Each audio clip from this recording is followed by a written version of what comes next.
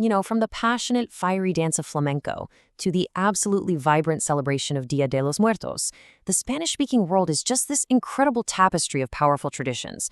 So today, we're going to explore what makes these practices so meaningful and how they really reveal this universal human need we all have to preserve our identity and to build community. But before we dive in, let's start with a question for you. Seriously, take a second and think about it. What are the practices, the celebrations, maybe the little rituals in your own life that really shape who you are? Just keep that in the back of your mind as we go. So, what exactly is a tradition anyway? It's so much more than just a party or a holiday, right? It's the glue. It's the very glue that holds a culture together. These are the shared beliefs and practices passed down generation after generation. And they're what shape our values, build that sense of community, and ultimately preserve a unique cultural identity. It's really the why behind the what we do. And that brings us right to our first section. Why do these traditions matter so much? I mean, what fundamental human purpose are they actually serving? Well, what's so fascinating is how traditions work on all these different levels. It's not just about having fun. They foster these shared values, like respect for family, which makes the whole social fabric stronger. They reinforce our relationships through these amazing shared experiences, like festivals or rituals.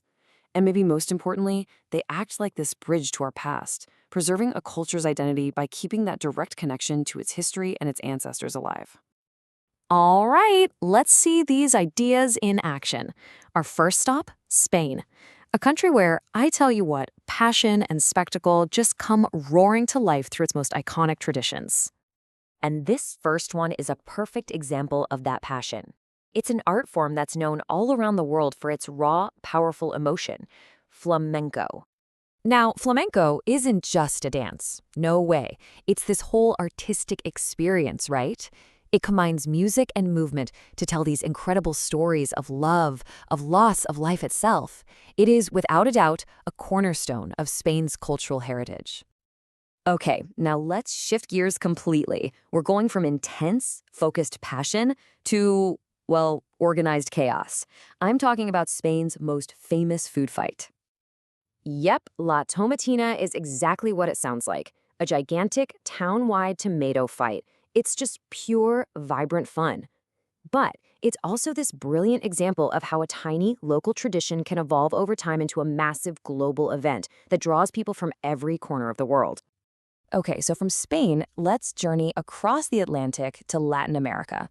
And this isn't just one place, of course. It's a huge, vast continent, a tapestry that's woven from countless different cultural threads.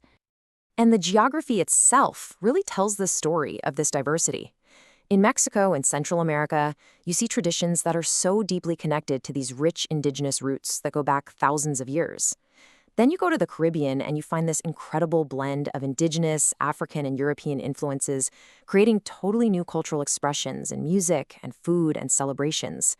And in South America, just the sheer scale of the landscape, from the Amazon rainforest to the high Andes Mountains, gives birth to this astonishing variety of unique traditions. And one of the most beautiful and, I think, profound traditions from this part of the world, celebrated mainly in Mexico, is the Day of the Dead. Now, this is not a somber occasion at all. Dia de los Muertos is a vibrant celebration of life and of memory. Families create these stunning altars, they're called ofrendas, and they decorate them with marigolds and sugar skulls to welcome the spirits of their loved ones back. It's a tradition that just so beautifully blends ancient indigenous beliefs with modern artistic expression. And this whole idea of blending the old with the new is so important. Traditions aren't like museum pieces, frozen in time. They are living, breathing things that have to evolve. And understanding that helps us connect not just with the past, but with each other, right now, today. And you can see this evolution happening everywhere. Ancient rituals become these contemporary ceremonies. And remember La Tomatina? A small rural festival becomes a global media event. Stories that were once passed down just by word of mouth are now shared through digital storytelling. The bottom line is, for traditions to survive, they have to adapt and they have to stay relevant. Seeing all this amazing diversity is incredible, but it also brings up a pretty big question. With so many different ways of life out there, how do we actually connect with each other in a meaningful way across cultures? How do we bridge these worlds? Well, it really boils down to a few key skills. And you can think of them as simple, actionable steps. First, there's active listening. Really truly hearing what someone is trying to say. Second is empathy, trying to understand the feeling behind their words. And third, adaptability, just being willing to adjust your own communication style to fit these different cultural contexts. There's this quote that I think just perfectly captures the big takeaway from our little journey today. When we take the time to learn about different customs, it doesn't just teach us about other people. It expands our own world. It enriches our entire perspective. So I'll leave you with this to think about. After seeing these examples, from the raw passion of flamenco to the joyful chaos of La Tomatina and the beautiful, beautiful remembrance of Dia de los Muertos, how has it shaped your view of the world? Can you maybe see some new connections between your own traditions and those of others?